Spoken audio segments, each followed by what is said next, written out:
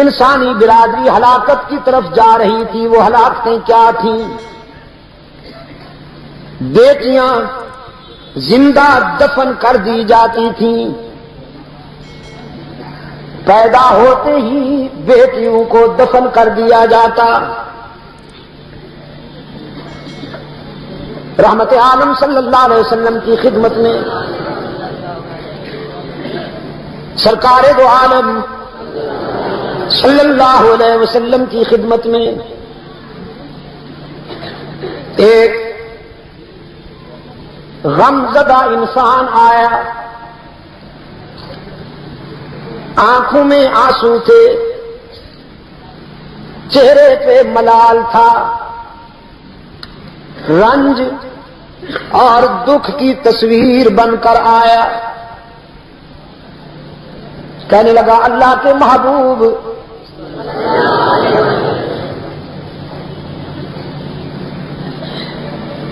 میں بہت بڑا مجرم ہوں، بے چین رہتا ہوں، بے قرار رہتا ہوں، مجھے سکون دلوائیے. میں نے اسلام قبول کرنے سے پہلے ایک جرم کیا تھا، اس کی یاد مجھے چین نہیں لینے دیتی. رحمت عالم صلی اللہ علیہ وسلم نے فرمایا وہ جرم کیا تھا؟ فرمایا میں نے اپنی زندہ بیٹی کو دفن کر دیا تھا.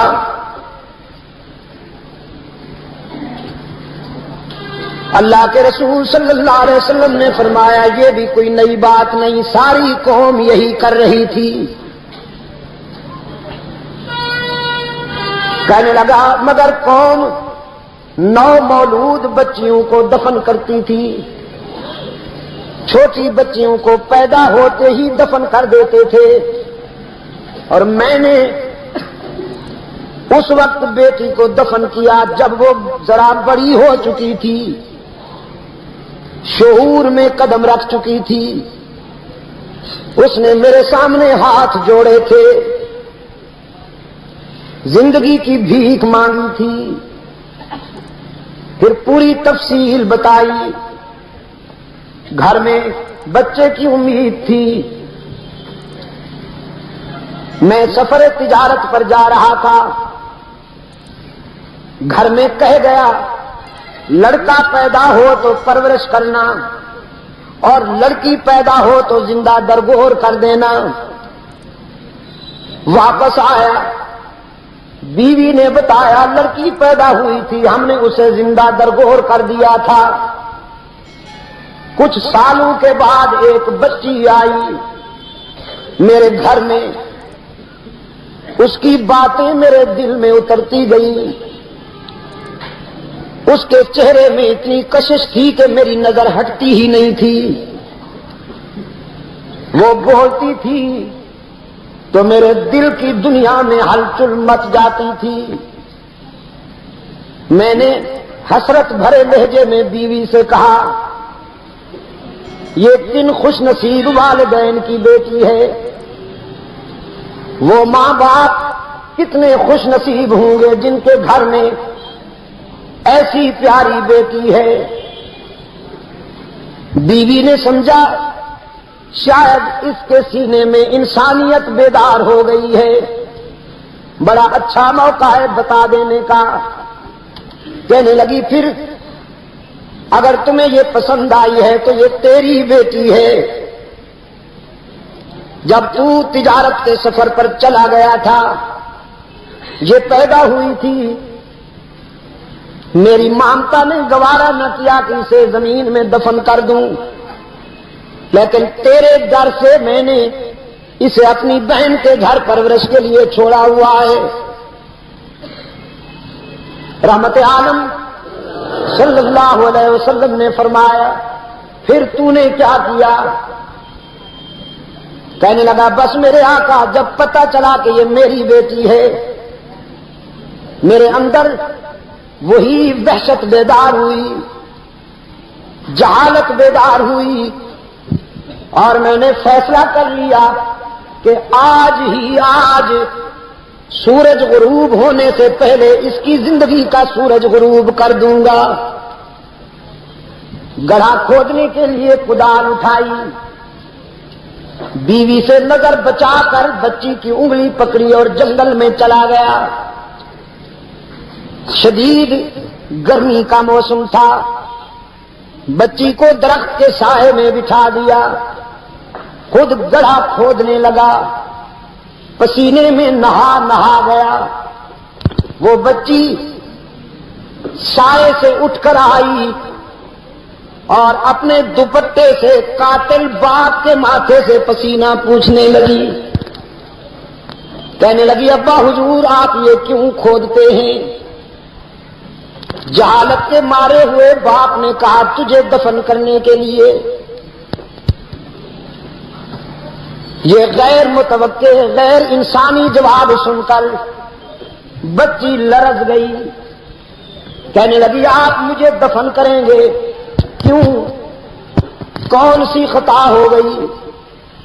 کون سا جرم ہوا ہے مجھ سے؟ جہالت کا مارا ہوا باپ کہنے لگا تیرا بیٹی کی حیثیت سے پیدا ہونا ہی جرم ہے، ہم بیٹیوں کو زندگی کا حق نہیں دیا کرتے۔ بچی نے زندگی کی بھیک مانگی، وعدہ کیا زندگی کے سفر میں کبھی تیرا دل نہیں دکھاؤں گی، کسی چیز کا مطالبہ نہیں کروں گی، بھیک مانگ کر زندگی گزار لوں گی، لیکن خدا را مجھے زندہ رہنے کا حق دے دے۔ رحمت عالم صلی اللہ علیہ وسلم کی آنکھوں سے آنسو تیر آئے، فرمایا پھر تو نے اس کی اپیل منظور نہ کی؟ کہنے لگا نہیں اللہ کے محبوب مجھ پر وحشت سوار تھی، میں نے اس کے بالوں سے پکڑ کر گڑھے میں پھینکا، وہ تڑپتی رہی، میں مٹی ڈالتا رہا، اس نے آخری چیخ مار کر کہا تھا ابا رحم کر، لیکن میں نے اسے ہمیشہ کے لیے خاموش کر دیا۔ رحمت عالم صلی اللہ علیہ وسلم کی آنکھیں برس پڑی،